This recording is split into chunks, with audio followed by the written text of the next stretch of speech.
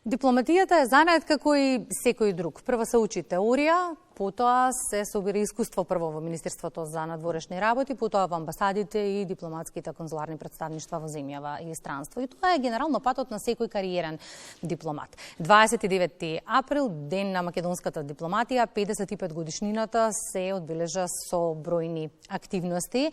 Дали е поставена македонската дипломатија на здрави нозе и колку децата треба да ги профилираме од најраната возраст за дипломатијата, секако според нивните предиспозиции, се само дел од темите на кои што наредниве минути разговараме со моите соговорници. Чест и задоволство што во Македонија наутра го имаме првиот амбасадор на Македонија во Романија, Благој Зашов, и првиот македонски амбасадор во Рим, Виктор Габра. Добро утро и добре ни дојдовте. Добро утро. Добре најдовме.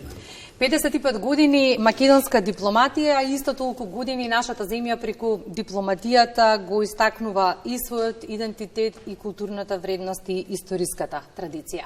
Како се градеше истата низ годините? Ако дозволите, јас би почнал како еден од највозрастните дипломати кои се вклучи во македонската дипломатија во и далечната 1973 година како приправник, и ја имав мојата кариера до завршување, практично до одење во пензија. Би сакал да кажам дека тоа е еден континуитет на дипломатски активности кои се одвива како во земјата, овде во Скопје, така и преку нашите кадри во југословенската дипломатија. Почетоците се некаде во 1969 година, кога беше формирано Бирото за односи со странство, и ќе искористам прилика да ги подсетам дека тогаш се вклучија во оваа дипломатија Ванчо Апостолски, Иван Тошевски, Вања Чашуле, Ѓорги Илиевски Џони, Димитар Колемишевски Тени и да го подсетам и Благој Михов, кој беше секретар на Бирото за односи со странство, а тоа е во времето кога се донесуваше ова одлука за формирање на Бирото, во времето кога председател на Извршниот совет беше Ксенте Богоев. Улогата на дипломатијата е да гради пријателства и мостови, а велат првите се секогаш најтешки. Токму во градењето на првите мостови вие имавте сериозна задача кога ја работевте оваа работа. И сега од оваа временска дистанца прашувам, товар на плеки или привилегија да бидете првите кои што ќе бидат испишани на книгата наречена Македонска дипломатија? И за двајцата се видете, може случајно сме ние биле тие кои што во тоа време сме биле вработени во овие органи, државни органи, да кажеме. Видите, за дипломатията малце се прави некоја аура, се прави некое убаво, што знам, сознание дека е кузна и каква професија. Тоа е една државна, одговорна професија, со многу знаење, се спроведува, се бранат националните и државните интереси. Таа е професија која што бара долгорочни подготовки, не само дипломата да имате, туку да имате и чувство за она што представува држава, што представува одбрана на интереси на држава. Државата сме ние, сите народот, кој што живее во тоа. Значи, дипломатијата, ние, јас и Зашов, имавме таква среќа или да кажеме и одговорност да бидеме меѓу оние што ја формира таа нова дипломатија после раздружувањето од Југославија и да бидеме едни од првите представници во овие наши представништва. Ние, инаку, се обидуваме и во пензија, што сме, да продолжиме да ги едуцираме нашите нови генерации во Министерството за надворешни работи, преку овде и дипломатскиот летопис кој што го издаваме како дипломатски клуб и нормално разни конференции организираме или посети на значајни места кои што се врзани с дипломатијата, разговори со амбасади и амбасадори на теми кои што се клучни за нашата надворешна политика. Значи, тоа е еден континуиран процес. Тоа не може да се рече дека стануваш дипломат и завршува твојата кариера како дипломат. Го споминавте дипломатскиот клуб. Активно работи, има бројни активности постојано и преку истите и во комуникација со странските дипломатски представништва постојано се стреми кон афирмација на интересите на Македонија. Во контекст на активностите, мерите секако да споменеме дека овој јубилеј 55 години го одбележавте вчера со многу убави активности за кои што имаме фотографии, доколку ни се подготвени ќе ги погледнеме, а вие ќе ни кажете што се случуваше вчера. Ако ги погледаме фотографиите, ќе видиме дека дипломатскиот клуб организираше одбележување на овој јубилеј 55 години во еден период кога се изборни активности, очигледно при тоа Министерството е зафатено и министерот се зафатени со други обврски, така да ние ја презедовме практично улогата на организатор на активности за одбележување на овој јубилеј. Првата основна работа што ја направивме, бевме пред Министерството, каде што на наша иницијатива беше засадено едно дрво, како спомен на овој 55 годишен јубилеј, а потоа заради покажување дека дипломатијата што сега се одвива е во еден континуитет од онаа кога почнавме за кое што јас зборував од 69 година и продолжувајќи, подсетувајќи на државноста и на поврзаноста со АСНОМ, дипломатскиот клуб на иницијатива еден од нашите колеги, Драган Јањатов, го посети Пелинце за да покажеме дека и ние како дипломати се поврзуваме со тој континуитет кој што почнува и покажува дека нашата држава не е од 91 година како некој што сака да каже, туку е тоа еден континуитет од 44 година, потоа ете и дипломатијата се вклучува во 69 година до се разбира 91 година кога се формираше вистинското Министерство за надворешни работи. Зашто АСНОМ? На АСНОМ ги имаме првите странски мисии. Тоа се воени мисии, значи на некој начин се признава тој државнотворен субјективитет, собранието на Македонија. Прв пат, значи, на еден официјален орган, да го кажеме така, иако во воени услови, доаѓаат странски мисии.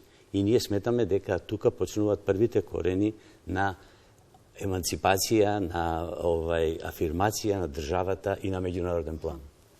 Имајќи го предвид и животното и кариерно искуство, би сакала да отвориме следна тема која што е апсолутно тесно врзана за она што го работевте, но и она што сега вие во фокусот, бидејќи споменавте дека ги советувате и насочувате се уште денешните амбасадори. Колку професијата е поставена на здрави нозе? Колку сте задоволни од она што го гледате во моментов? Во најразлични интервјуа на секој од вас поединечно сме прочитале дека би сакале малку поинаку да бидат поставени работите, односно голем дел од амбасадорите на политичка основа одат како кандидати, а не се кариерни дипломати. Па да го слушнам, сакам вашето размислување на оваа тема. Како да кажам, можеби некој ќе рече дека е ова субјективно што ние го кажуваме, меѓутоа како професионалци, како луѓе од професијата, како еден занаед, мислиме дека особено во последните години кога се определуваат амбасадори, малку се води сметка за тоа дека дека е и тоа професија. Од тука мислам дека е голема грешка направена кога во законот е променет процентот на професионалци кои што како амбасадори се праќаат во странство. За порано беше 75, сега е 25, во меѓувреме се подготвува закон за промена во кој се променува тој процент.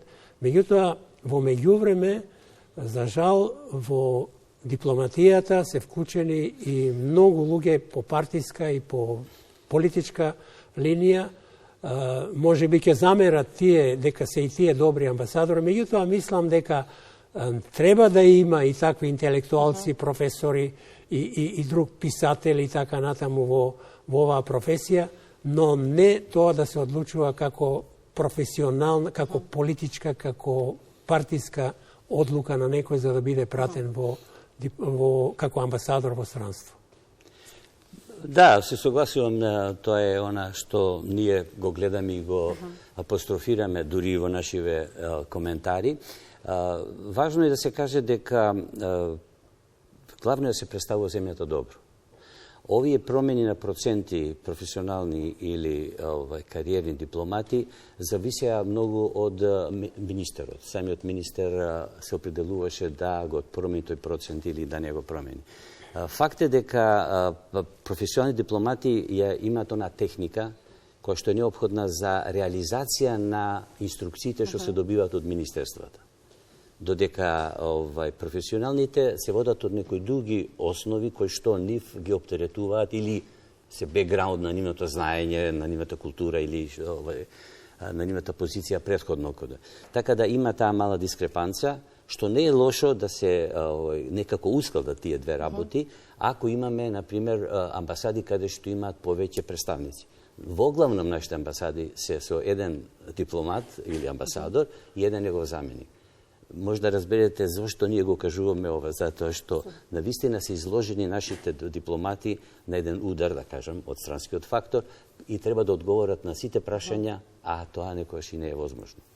Јас би сакал само да додадам нешто што постојано го тврдам. Полесно е да се биде млад министер и политички определен како од партија, отколку млад амбасадор. Зошто?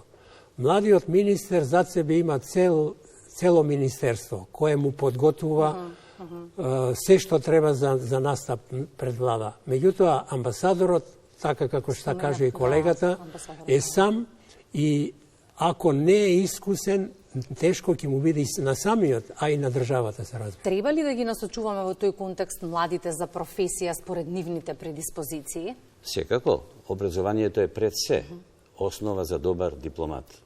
Нормално, тука и праксата, во Министерството, подготовките, и нормално, и ние сме криви што не им даваме доволно знаења и искуства што сме ги имале. Затоа ние се трудиме преку дипломатскиот клуб да им помогнеме колку што можеме повеќе. И штета е што Академијата за дипломатија, која своевремено постоеше во Министерството, не работи и мислам дека е време да се обнови. Имам уште многу прашања, но времето ни е тоа и јас ветувам дека ќе го продолжиме разговорот. Сосема за крај на истиот. Која е пораката до сите идни млади колеги кои ќе одат по вашиот пат и од друга страна како и каде би сакале да ја видите македонската дипломатија за наредните 55 години? Па со оглед тоа дека сме мала дипломатска структура, подобро е тие да се образуваат во повеќе области, али добро да се образуваат, да читаат, да ги користат искуствата, но и да бараат објаснувања за оно што ги тишти во моментот кога они ја извршуваат оваа функција, да копаат. Јас мислам дека и дипломатијата, како и сите други занаети, почнува уште од средното образование. Како пример само ќе покажам, неодамна одржав едно предавање во средно училиште во кое зборува за дипломатијата и гледам колку има интерес за ова професија. И прво што укажав, младите морат да учат јазици, покрај англискиот да го учат и францускиот, германскиот и другите јазици и насочувајќи се така ќе одат на факултети кои што имаат такви студии, но најважното е праксата што треба да се постигне во Министерството и потоа во нашите мисии во странство. Благодарам за гостувањето во утринската програма. Ке честитаме 55 години и посакуваме уште многу успешни години. Идни амбасадори со кои и вие ќе се гордеете и ќе зборуваме, па се разбира ќе ги фалиме и во програмата. Благодарам многу. Фала ви на емисијата. Благодарам за гостувањето. Задоволството е наше.